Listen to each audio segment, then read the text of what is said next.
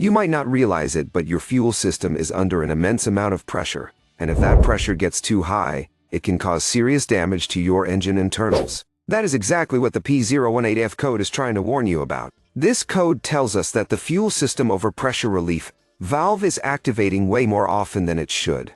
Think of this valve as a safety hatch. When the pressure spikes to dangerous levels, this valve opens up to send the excess fuel back to the tank.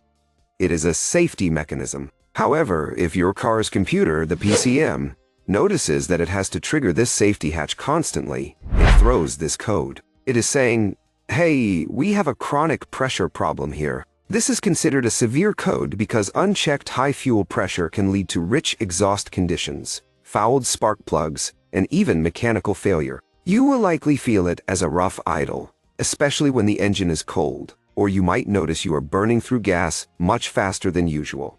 So, how do we tackle this? First, you need to verify if the pressure is actually high or if the sensor is just lying to you.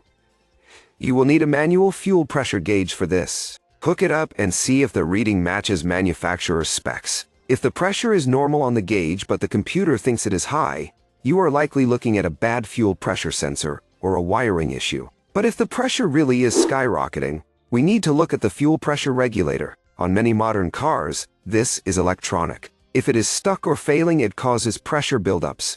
On older systems with a vacuum-operated regulator, check that vacuum hose. If the hose is cracked or disconnected, the regulator won't know when to open, and pressure will spike. It is also worth noting that a restricted fuel return line can cause this. If the fuel cannot get back to the tank, pressure has nowhere to go but up. Don't just throw parts at it. Test the sensor against the manual gauge first. That is the golden rule. Diagnostic steps here are all about isolating whether it is a sensor reporting a fake problem, or a mechanical part causing a real pressure spike.